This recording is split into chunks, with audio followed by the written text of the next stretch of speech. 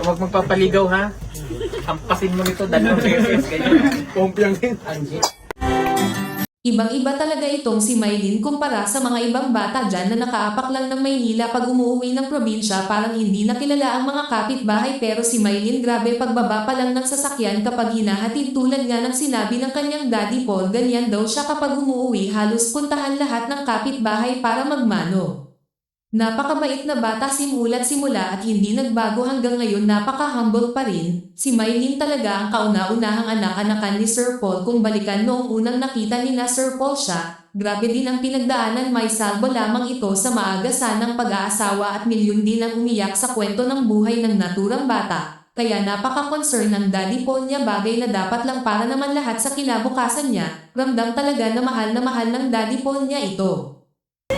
Batang ina masyal na. Hoy, May! Ganyan din siya pag nauwi. Oo, ganyan. Mamaya magkikita naman din sila.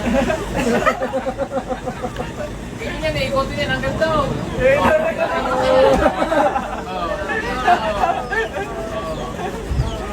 Ganyan yan eh, para sa kapitan. Eh, nun lang naman din nandito. Babalik ka doon. Ito. O yan, ha? Ingatan mo ang skin mo ha, baka pagbalik namin, ano ka na ulit. Ha? Wag magpapaligaw ha. Hampasin mo nito 2 beses, ganyan. Pompiang din. Nasa pinto pa lang, ano ginagawa mo rito? Ligaw ka? Go. Lamo.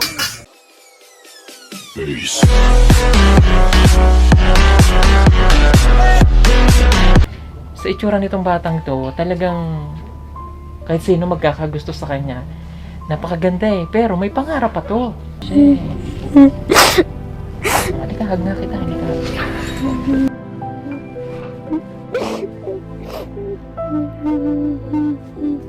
Labis ang kanyang pagtangis dahil hindi niya gusto na makapag-asawa ng maaga.